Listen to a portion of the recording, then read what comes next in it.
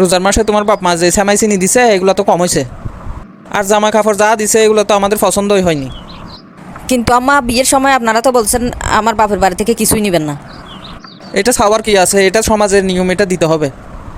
যাক তোমার হইতাম সামনে কুরবানাইর ফাঁসের বাড়ির শাহেদার ওর বাড়ি তুমি গত বছর গরু ফাটাই তোমার বাপরে আস্তে করে ইঙ্গিত দিরা হাইও। কি চিন্তা করতেছেন? চিন্তা করি মাইয়ে একটা বিয়ে দিছি, এটা শ্বশুর বাড়িতে ছাগল গরু দিতে হবে। এমনি মাইয়ে বিয়ে দিতে 5 লাখ টাকা লোন নিছি, আসি টেনশনে। টেনশন করি লাভ হইব কি, যেটা নিয়ম এটা তো দিতে হবে। হ্যাঁ, আমরা তো মাইয়ের বাপ, আমাদের তো দিতে হবে। সমাজের কিছু পয়সাওয়ালার কারণে আমাদের মতো গরিবদের জীবন শেষ। পয়সাওয়ালারা মেয়েদের বাড়িতে হাতি ঘোড়া দিয়ে দেয়, গরিবেরা দিতে না পারলে কথা শুনতে হয়। আমাদের জাহেদের বউকে আমি ইঙ্গিত একটা দিয়ে দিয়েছি। কোন বিষয়ে? পাশের বাড়ির শাহেদের শ্বশুর বাড়ি থেকে গরু ফাটাইছে, আমাদের জাহেদের শ্বশুর বাড়ি থেকে ছাগল ফাটাইলে তো আমরা মানুষের কাছে ছোট হয়ে যাব না? এই চাপটা দেওয়া আসলে আমাদের ঠিক হচ্ছে না। এদের অবস্থান অন্তত আমাদের বোঝা উচিত। এদের অবস্থান আমরা বুঝে লাভ হবে কি? সমাজে আমাদের একটা মান সম্মান আছে না?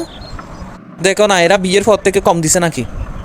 রোজার ইফতারি, ঈদের সেমাই চিনি, এই ঈদের জামা কাপড় কম দিছে নাকি? দেখো, এগুলা করতে ওদের দাঁড় দেনা হয়ে গেছে। এদের মেয়ের সুখের জন্য এরা দিবে না? আচ্ছা তোমাকে কি বলি শুনো, এরা দিলে দিবে, না দিলে নাই। এসব নিয়ে আমাদের তরফ থেকে কোনো চাপ সৃষ্টি করার দরকার নাই। আমাদের বিয়ের কথা মনে আছে? তখন তো আমার বাপ মাও কত কষ্ট করে এগুলো মিলাই দিছে, তখন নীতি কথা কইছিল। তারপরেও তো তোমার বাপ মারে খুশি করতে পারিনি। বাবুরে মাপ চাই তোমার কাছে, তুই আর পরিবারের হোম মিনিস্টার, তোমার তো জেনে বালা লাই এনে করো। বোমা, কালকে তুমি তোমাদের বাড়িতে যাবে। কেন আম্মা? তোমার বাবাকে বলে দিবে কোরবানি গরু না ফাটাইলে আমাদের মান ইজ্জত থাকবে না। যদি ফাটাই গরু ফাটাইতে হবে, ছাগল টাগলের দরকার নাই আমাদের। আম্মা একটু দয়া করেন, আব্বা এই টাইমে কেমনে গরুর ব্যবস্থা করবে? বড় থেকে একটা ছাগল দিতে বলি। না থাক, ফাটাইলে গরু ফাটাইতে হবে, নাহলে কিছু দিতে মানা করবে। মনে রাখিও, এই সংসারে আমি যে কথা বলবো সেই কথাই থাকবে। তোমার চেহারায় মেঘ জমে আছে কেন? মন খারাপ নাকি? তোমার মা বলে দিছে আমার বাপের বাড়ি থেকে যেন ছাগল না আসে। আলহামদুলিল্লাহ, ভালো হয়েছে, দরকার নাই ছাগল নিয়ে ঝামেলা করার। আরে কথা শেষ করতে দাও না। ওনার কথা হচ্ছে ছাগল না দিয়ে গরু দিতে হবে। গরু না দিলে সমাজে তোমাদের মান সম্মান নষ্ট হয়ে যাবে। এটাও তো চিন্তার বিষয়। একবারও চিন্তা করছো নি? বিয়ের পর থেকে আমাদের বাড়ি থেকে কত কিছু দিল। রোজার ইফতারি, ঈদের সেমাই চিনি, নতুন জামা কাপড়, এসব দিতে আব্বুর দাঁড় জানা হয়ে গেছে। কিছুই করার নেই। আমি তো এরকম ছেলে না যে বাপ মার মুখের উপর কথা বলবো। এরকম জোর করে কিছুর জন্য বাধ্য করা তো অন্যায়। তুমি আমার আম্মাকে ন্যায় অন্যায় শিখাইতে যাইও না। উনি যেটা বলছে সেটাই ঠিক হবে। উনি বলছে কালকে সকালে গিয়ে আব্বাকে বলে আসতাম গরুর জন্য। তুমি কালকে সকালের জন্য বসে থাকিও না, এখনো গিয়ে বলে আসো আব্বা। বাপ মাকে গিয়ে কেমনে কোরবানি গরুর কথা বলি? আমাকে বিয়ে দিতেই এত ধার দেনা হয়ে গেল, এখন কেমনে গিয়ে গরুর কথা বলি? আমরা মেয়েরা মা বাবার কাছে বোঝা হয়ে গেছি। ছোটো থেকে ফালি তুলি বড় করে বিয়ে দে, এরপরও আমাদেরকে টানতে হয় মা বাবাকে। কেমন আছো মা? ভালো আছো তো? আমাদের জামাই আসেনি? না, আপনাদের জামাই আসেনি। আব্বু কোথায়? তোর আব্বু গেছে বাজারের দিকে, কিছু বলবি নাকি? আমার শাশুড়ি বলে দিছে কোরবানে ছাগল না দিয়ে গরু দেওয়ার জন্য। ছাগল দিলে নাকি ওদের সমাজে মুখ ছুটো হয়ে যাবে। তোর আব্বুর এখন যে অবস্থা, ছাগল কেমনে দিব সেই চিন্তাই আছে। এখন কেমনে বলবো গরুর কথা? তারপরেও তুই যখন বলছস বলবো আমিও। আচ্ছা, আমি চলে যাব, আব্বু আসলে বলে দিয়েন। আরে আজকে আসছস, একটা দিন থেকে যা। না, আম্মু থাকি গেলে আবার এটার জন্য কৈফিয়ত দিতে হবে। কিরে বৌমা, বলে আসছো নি তোমার মা বাবাকে?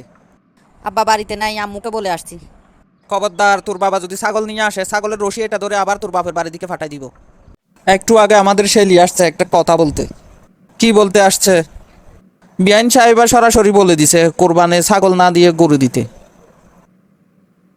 এমনিতেই মেয়ের বিয়ে নিয়ে দাঁড় দেনা গলা পর্যন্ত হয়েছে, এখন আবার গরু কেনার টাকা কার থেকে নিব? দেখেন না, কোনো দিক থেকে জোগাড় করতে পারেন নাকি? আমার একটা মাত্র মেয়ে, একটা রাস্তায় খোলা আছে, মহাজনের থেকে সুদের উপর টাকা নিতে হবে। এই ছাড়া আর কোনো রাস্তা নাই। ভাবি, কিছুদিন ধরে দেখি আপনার মন খারাপ, কি হয়েছে দেখি আমাকে বলেন। ননদিনী তোমাকে বলে এটার কাজ হবে না। না, আপনি আমাকে বলেন না আপনার কী হয়েছে। তাহলে শুনো, এত টাকা খরচ করে আমার আব্বা আমাকে বিয়ে দিছে। রমজানে ইফতারি, ঈদের সেমাই চিনি, নতুন জামা কাপড়, আরও কতগুলো টাকা খরচ হয়েছে। এখন কুরবান উপলক্ষে তোমার মা বলে ছাগল না দিয়ে গরু দিতে। আচ্ছা, তাহলে এই ব্যাপার। এটা আপনি ভাইয়াকে বিস্তারিত সব বলেন নাই? তোমার ভাইকেও বলছি, সে তার মা বাবার উপর কথা বলতে পারবে না। আচ্ছা, চিন্তা করবেন না, বিষয়টা আমি সমাধান করব। আম্মু ভাইয়ের শ্বশুর বাড়ি থেকে ছাগল দিলে ছাগল সাদা কালারের দিতে বলিয়েন। কি ছাগল দিতে বলছ? আমি তো গরু দিতে বলছি। কি রে, সমাজে আমাদের একটা মান সম্মান আছে না? আম্মু আপনি শুধু আমাদের মান সম্মানের দিকে দেখেন, ওদের সামর্থ্য আছে কিনা একবারও দেখেন না। এগুলো ভেবে লাভ নাই। ছেলে বিয়ে করাইলে ছেলের শ্বশুর বাড়ি থেকে এগুলা দিতে হয়, এটাই সমাজের নিয়ম। আম্মু ধরেন আপনি আমার বিয়ে দিছেন, এরা কোনো গরু ছাগল নিবে না, এরা সোজা উট নিতে বলছে। এদের উট দিতে হবে এদের মান সম্মান অনুযায়ী, তখন আপনি এটা দিতে পারবেন নি। না, এমন অন্যায় আবদার কেউ করেনি। একটা উটের দাম কত বলতে পারো তুমি? আমাদের যা সামর্থ্য আমরা তাই দিব। তাইলে দেখেন তো, বাবিদের বাড়ি থেকে আপনি যে গরু চাইলেন এটা আপনার উচিত হয়েছে নি? আসলে তো এটা আমার উচিত হয়নি। আসলে আমরা ইচ্ছে করলে এই সমাজটাকে পরিবর্তন করতে পারি, তবে আমাদের আগে ছাড় দেওয়া শিখতে হবে। মা, তুমি তো আমার চোখ খুলে দিছো। আমি এখনই তোমার বাবিকে মানা করে দিব, ওর বাপের বাড়ি থেকে যেন গরু ছাগল কিছুই না আনে। সমাজের এই ধরনের অসঙ্গতিগুলো দূর করতে হলে আগে আমাকে আর আপনাকে পরিবর্তন হতে হবে। এই ভিডিওটি যারা যারা দেখেছেন অন্তত তারা পরিবর্তন হওয়ার চেষ্টা করবেন। শেয়ার করে সবাইকে দেখার সুযোগ করে দিবেন।